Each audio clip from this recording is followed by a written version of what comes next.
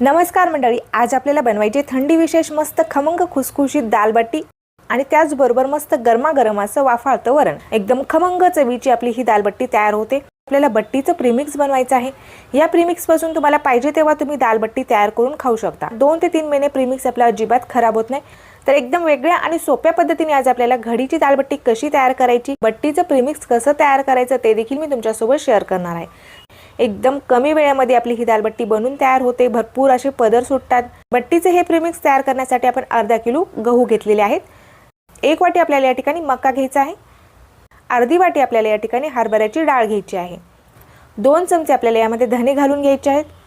1 चमचा आपण यामध्ये जिरे घालून घेतलेले आहेत। अर्धा चमचा आपल्याला यामध्ये ओवा घालून घ्यायचा आहे। उपीट बनवण्यासाठी आपण जो जाड रवा वापरतो तशा पद्धतीने आपल्याला हे गिरणीवरती दळून आणायचं आहे। एकदम बारीक पीठ न तयार करता थोडंसं जाडसर आपल्याला हे दळून आणायचं आहे। अशा पद्धतीने थोडासा जाडसर आपण हा रवा गिरणीवरती दळून आणलेला आहे। हे प्रीमिक्स तुम्ही 2 ते 3 महिने घरामध्ये स्टोअर करून ठेवू शकता। अजिबात खराब होत नाही किंवा याची चव देखील बदलत नाही। प्रीमिक्स आहे ते आपण 3 कप घेतलेले आहेत। यामध्ये आपल्याला चवीनुसार मीठ घालून घ्यायचं आहे। अर्धा चमचा मी या ठिकाणी ओवा घेतलेला आहे। ओवा आपल्याला हातावरती थोडासा चोळून यामध्ये घालून घ्यायचा आहे। त्यामुळे ओव्याचं जे फ्लेवर आहे ते बट्टीमध्ये छान असं उतरतं। तेल आपण गरम करून घेतलेलं आहे आणि गरम केलेल्या तेलाचं मोहन आपल्याला यामध्ये घालायचं आहे। 3 चमचे तेलाचं मोहन घालून घेतलेलं आहे। तेल गरम असल्यामुळे आपण चमच्याने सुरुवातीला हे पीठ मिक्स करून घेतलेलं आहे। आता आपल्याला हाताने हे पीठ छान असं मिक्स करून घ्यायचं आहे। पाव चमचा मी हळद घातलेली आहे। तेलाचं जे मोहन आहे ते आपल्याला पिठाला व्यवस्थित असं चोळून लावून घ्यायचं आहे। हाताने चोळून आपण तेलाचं जे मोहन आहे ते पिठाला व्यवस्थित असं लावून घेतलेलं आहे। पिठामध्ये तेलाचं मोहन घालून घेतल्यामुळे आपली जी दालबाटी ती एकदम छान खमंग आणि खुसखुशीत अशी तयार होते। तेलाचं मोहन जर तुम्हाला घालायचं नसेल यामध्ये तर तुम्ही या ठिकाणी खाण्याच्या सोड्याचा देखील वापर करू शकता। चिमूटभर जर तुम्ही यामध्ये खाण्याचा सोडा घातला तर तुमची जी दालबाटी आहे ती आणखीनच छान खुसखुशीत अशी तयार होते। आता यामध्ये आपल्याला थोडं पाणी घालायचं आहे आणि पीठ आपल्याला घट्टसर असं मळून घ्यायचं आहे। एकदम पातळ पीठ न मळता आपल्याला थोडंसं घट्टसर याचा गोळा तयार करून घ्यायचा आहे। 7 ते 8 मिनिट मी छान पीठ मळून घेतलेलं आहे। जास्त पातळ नाहीये किंवा एकदम जास्त घट्ट देखील नाहीये, मीडियम असं आपण हे पीठ मळून घेतलेलं आहे। पिठावरती आपल्याला झाकण ठेवायचं आहे। 15 मिनिट आपल्याला पीठ मुरण्यासाठी साईडला ठेवून द्यायचं आहे। आपले जे पीठ आहे ते भिजत आहे तोपर्यंत आपल्याला या ठिकाणी आंबट गोड चवीचं वरण तयार करून घ्यायचं आहे। 1 वाटी तुरीची डाळ आपण या ठिकाणी कुकरला टमाटर टाकून शिजवून घेतलेली आहे। आता आपल्याला डाळीला फोडणी देऊन घ्यायची। गॅसवरती मी कढई ठेवलेली आहे। कढईमध्ये आपण 2 चमचे तेल घालून घेतलेलं आहे। तेल छान तापलेले यामध्ये मी मोहरी घालून घेतलेली आहे। मोहरी छान फुटलेली आहे। त्यानंतर आपण यामध्ये जिरे घालून घेतलेले आहेत। जिरेही आपल्याला छान फुलू द्यायचे आहेत। त्यानंतर आपल्याला यामध्ये एक बारीक चिरून घेतलेला कांदा घालून घ्यायचा आहे। कढीपत्त्याची काही पानं घालून घेत आहे मी। कांदा आपल्याला छान कच्चेपणा कमी होईपर्यंत तेलावरती परतून घ्यायचा आहे। कांद्याचा जो कच्चेपणा आहे तो आपल्याला पूर्णपणे कमी होऊ द्यायचा आहे। कांद्याचा जो कच्चेपणा आहे तो पूर्णपणे आता कमी झालेला आहे। 1 चमचा मी यामध्ये लसण घालून घेतलेला आहे, कुटून घेतलेला। 1 चमचा आपल्याला यामध्ये अद्रक घालून घ्यायची, किसून घेतलेली। यामध्ये आपल्याला 1 चमचा लाल तिखट घालून घ्यायचा आहे। अर्धा चमचा आपल्याला यामध्ये काश्मीरी लाल मिर्च पावडर टाकायचा आहे। पाव चमचा मी हळद घातलेली आहे। अर्धा चमचा मी यामध्ये सांबार मसाला घातलेला आहे। सर्व मसाले आपल्याला तेलावरती छान असे परतून घ्यायचे आहेत। सर्व मसाले आपण तेलावरती छान असे परतून घेतलेले आहेत। यामध्ये आपल्याला घोटून घेतलेली डाळ घालून घ्यायची आहे। सोबतच मी यामध्ये पाणी घालून घेत आहे। वरण तुम्हाला कितपत पातळ हवं त्यानुसार तुम्ही यामध्ये पाणी ॲड करू शकता। चवीनुसार मीठ घालून घ्यायचं आहे।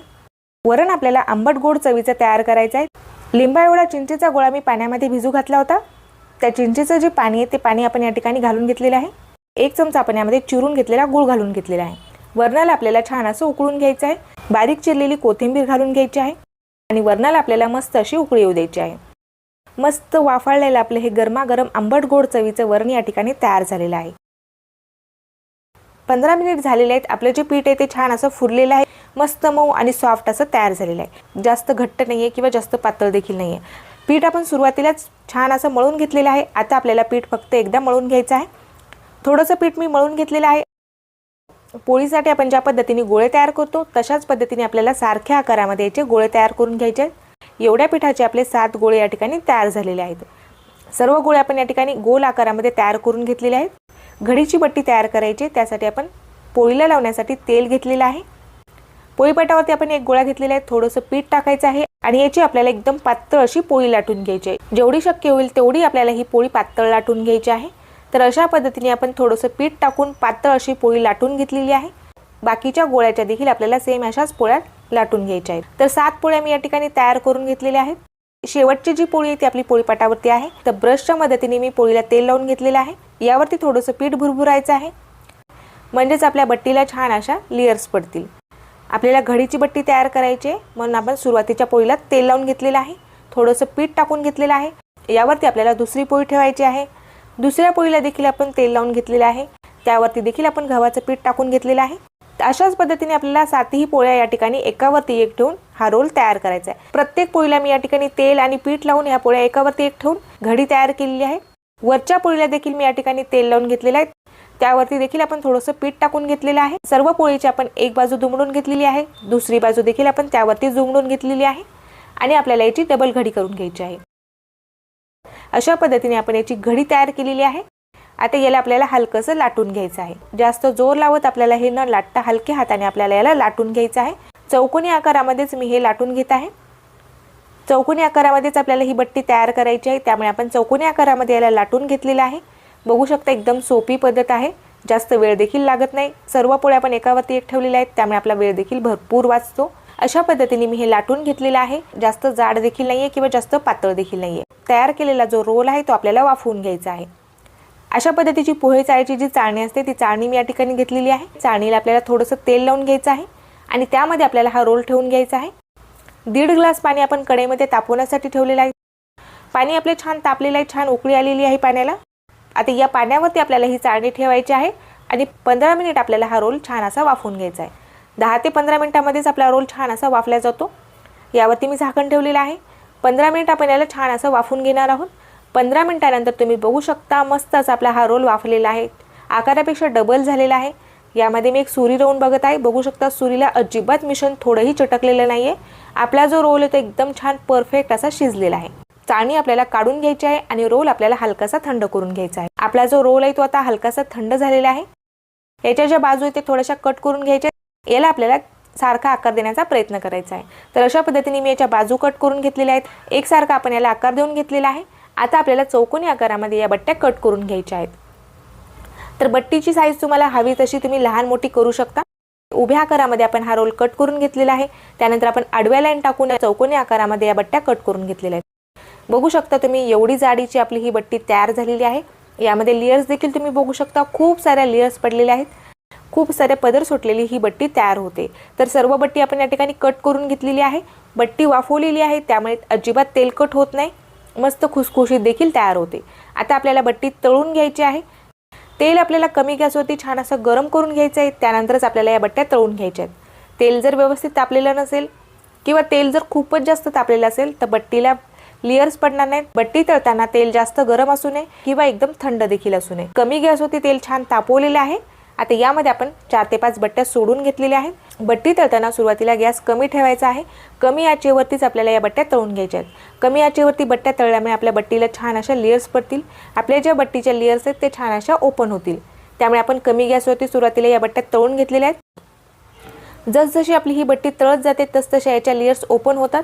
बघू शकता तुम्ही मस्त याच्या लेयर्स खुललेल्या आहेत आणि मस्त असे याला पदर सुटलेले आहेत. बट्टीची साईज जरी जाड असेल तरी देखील आपली जी बट्टी आहे ती आतपर्यंत व्यवस्थित अशी तळल्या जाते.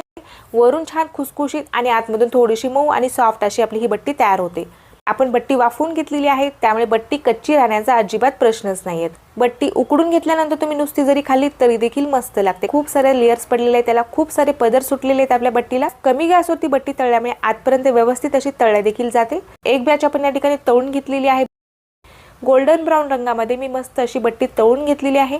कमी गॅसवरती तळल्यामुळे एकसारखा असा बट्टीला रंग आलेला आहे. छान वरच्या बाजूने एकदम खुसखुशीत, आतमध्ये थोडीशी सॉफ्ट अशी आपली ही बट्टी तयार झालेली आहे. आता आपण बट्टी तेलामधून काढून घेतलेली आहे.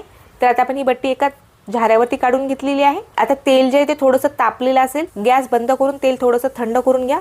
त्यानंतर बाकीच्या बट्ट्या यामध्ये सोडून घ्या. तेल जर खूप जास्त तापलेलं असेल तर बट्टीच्या लेयर्स अजिबात खुलणार नाहीत. बट्टीच्या जे लेयर्स आहेत ते एकदा ओपन झाल्या की त्यानंतर तुम्ही मध्यम गॅसवरती या बट्ट्या तळून घेऊ शकता. खूप सारे पदर सुटलेली आणि खमंग खुसखुशीत अशी आपली ही दालबट्टी या ठिकाणी तयार झालेली आहे. रंग बघू शकता एकदम सुरेख आलेला आहे. तर बट्टी तुम्ही बघू शकता अजिबात तेलकट झालेली नाहीये. खायची कशी हे देखील मी तुम्हाला दाखवत आहे. 2 ते 3 बट्ट्या जरी खाल्ल्या तरी पण पोट भरल्यासारखं वाटतं. बट्टी आपल्याला अशा पद्धतीने कुस्करून घ्यायची आहे. यावरती आपल्याला मस्त गरमागरम वाफाळतं वरण घालून घ्यायचं आहे, तूप घालून घ्यायचं आहे आणि मस्त अशी आपल्याला ही बट्टी खायला घ्यायची आहे. खूप सारे पदर सुटलेली बट्टी आपली या ठिकाणी तयार झालेली आहे। वाफाळतं गरमागरम आंबट गोड चवीचं वरण देखील तयार आहे आणि एकदम झटपट तयार होणारी दालबट्टीची रेसिपी कशी वाटली ते मला कमेंट करून नक्कीच कळवा। व्हिडिओ जर आवडला असेल तर व्हिडिओला लाईक करायला विसरू नका। अशाच नवनवीन रेसिपी बघण्यासाठी चॅनलला सबस्क्राईब केलं नसेल तर चॅनलला सबस्क्राईब करा। भेटूयात अशाच एखाद्या छानशा नवीन रेसिपी सोबत। तोपर्यंत धन्यवाद।